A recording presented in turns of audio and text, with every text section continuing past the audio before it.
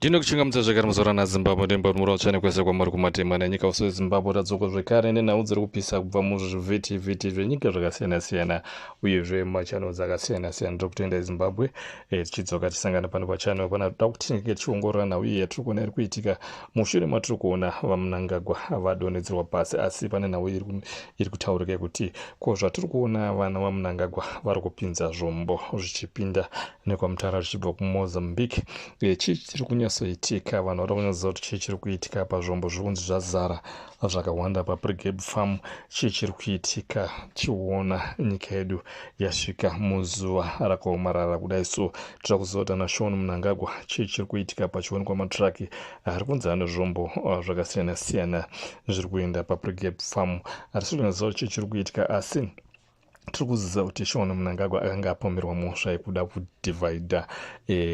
masoja nenhau dzakasiyana-siyana apa tichiona Mnangagwa ashasapoti ranga achida rakagara kwemakore akawanda achizama kuti anga achiriwana kubva kumiritari asi pari zvino taona zvinhu zvese masoja ava kuita zviri straight zvinhu zvokumira nemhuri yezimbabwe kwete zvekutedzera vezvepolitics pataona Mnangagwa achiluza uyezvo majority kubva kuma-MPs emuparliament izvi zvaita kuti abva aneta so panguva ino harisi kuziva kuti chii chaitika especially masituation ndeyekuti mavhoti of it's sort of like a vote of no confidence iyi trial yakaitwa iyi ende uyezve Mnangagwa kuti kuziva kuti kana achizinge ashaya kudai so mutemo unoti kudii anofanira kuresigna here kana kuti panoitwa rerun kana kuti akutongomirira kuti anga achipedza kusvika muna 2028 tinoziva kuti vanhu vazhinji vanga vasingade kuti Mnangagwa anga achisvika 2030 ende uyezve mamembers eZANU-PF akawanda nema-MPs akawanda vakataura pachena ma-MPs kuti 2030 it was a vision yakaintroducedwa neZANU-PF haina kuintroducedwa naMnangagwa kuti pane ma-achievements avarida kuita by 2030 havana kuti Mnangagwa ndiye anofanira kumaita ma-achievement iwe kusvika by 2030 asi Mnangagwa akaita hijack into a process yakagara yange yagadzirwa kudhara neZANU-PF ende uyezve haazi ranga akapuhwa this assignment yekuti anofanira kunge achisvitsa maproject ari kuitwa neZANU-PF muna 2030 asi taonawo Mnangagwa nekushandisa simba ende simba reavo vane mari ende uyezve simba rakavataura ivo kuti haini ndinda akastructure security system yemuzimbabwe so hakuna munhu anonowina when it comes to security vachidada nekuuraya kwakaita vanhu vakawanda tinoziva kuti vaMnangagwa vane ropa rakawanda riri mumaoko avo kune vanhu vakashayika vakawanda kudhara vaMnangagwa vachiita kuzoti pakaitwa rerun paya vaMnangagwa ndo vakapomerwa mhosva yekuti Mugabe anga abvuma kutadziwa ma-elections asi vaMnangagwa ndo vakataura zvererun ende uyezve vakakonzesa mhuri dzizhinji mumavillages nemumadhorobha kuti dzinge dzichitsakatika vamwe vachidamburwa maoko nemakumbo vamwe vachichekwa muromo villages vachimanikidzwa kuti vange vachivhotera ZANU-PF asi still vaenda kumbowina vakangoita zvokurika futi nekuvedzera mavhoti izvi zvinoratidza kuti Mnangagwa ane history futi anopomerwa so nayo yekukuraundi so Mnangagwa munhu anofanira kuti ange achibatwa uyezve achiiswa mumatare edzimhosva nhau idzi dzinge dzichiuya mumatare edzimhosva dzinge dzichitongwa nemajudges anoita zvinhu zviri fair tinovimba kuti Mnangagwa zvasiya kudai so zvasina masimba ake zvagurunurwa kuchaita mutungamiriri achatungamirira ZANU-PF nenyika ino yeZimbabwe achaita kuti nyika inge ichisekerera chinhu chakanaka chinhu chakakosha ndechekudai so nyika yedu inei yakaita zvakanaka tinoona Southern Africa yese ichiita zvakanaka asi nyika yedu inei ndeyeri kukonzeresa kuti Southern Africa inge ichitadza kugadzikana ndekuti takatarisa tisu takafarara takaita kunge star kana takaita kunge star takapararira nyika dzese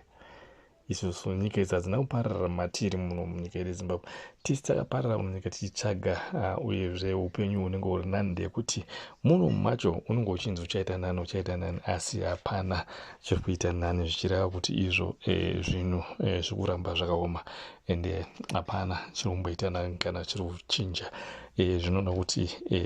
vakuru ivazvo vadaiso kudonhera pasi zvakuratidza kuti tatarisana nekusununguka kwenyika. Ndozvazvinoita nyika inofanira kuti vanhu vanga vachichinja. Paakauya pautongo uyu mukuru uyu akauya achitaura kuti ndada kuita kuti zvinhu zviite zvakanaka, mainvestors ndauye, asi anakirwa nokugara pachigaro paya panofurira. Ndo paakatanga kufunga kuti iye is above the law, ndimwari, mamacheches akumita mwari. Handinyaziziva kuti mapresident etisi achida kuzoenda kumacheches avada kusvita ana mwari, kunyanya taona macheches anga anyanya kushandiswa nana Wycliffe Jehovah, macheches echipostori, vachiti ivo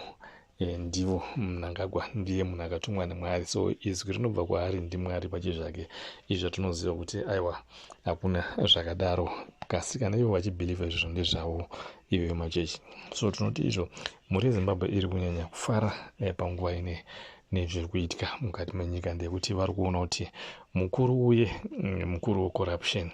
mukuru wokuuraya vanhu, mukuru wecorruption, mukuru wokubira vanhu, mukuru wokufungidzira kuti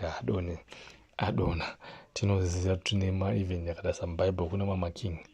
aifungidzira kuti akwanisa kunge achizobva pauking kana kudona, asi vakadona chete. Even nyangwe yeye mukuru mupresident anga aripo before munyika ine, hapana munhu aiziva kuti Mugabe achabviswa. Kusvika the very same week raakabviswa, Mugabe was strong nevanhu vake vari strong, pasina kana crack yaimbooneka kana kuti Mugabe angona kubviswa, asi akazobviswa mumalast seconds nemunhu waaisheya nyaya naye vachisekerera vese, vachisiya masecurity vese. Zvakafanana Mnangagwa anosheya, takazoona akazochinja security system, akazounza mwana wake kuti azenge achizotepa zvese zvichichitika musecurity. Mwana wake kuzvino Shaun Mnangagwa akugara ari padhuze nesecurity system, ndekuti akatya kuti security system yakabreachwa akuwara. Ndisaka takuona Shaun Mnangagwa akuramba ari pasecurity system, but izvo hazvizvo zvinokanganisa kuti ange achikwanisa kunge achizosungwa.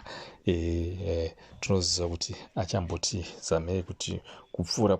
sezvo nyangwe munhu akaurayiwa paya, tinoona ana makikisi anoramba achazama kuda kurarama achirarama ari mupawa, asi hapana ngwaanosvika. Takaona ana Mugabe vakazama kuti aiwa handibvi, asi simba rese ranga ragochomorwa ende rakabatwa kuti akazama kutarisa kwese kuti wakomana ingwandi angatiriitese, hapana wakawana mwana achimuenda saidi rake. Ndo zviri kuitika panhau yaMnangagwa, hakuna kana wani achazenga akamira naye pari zvino zvichienda mberi. Ndiri kutenda Zimbabwe.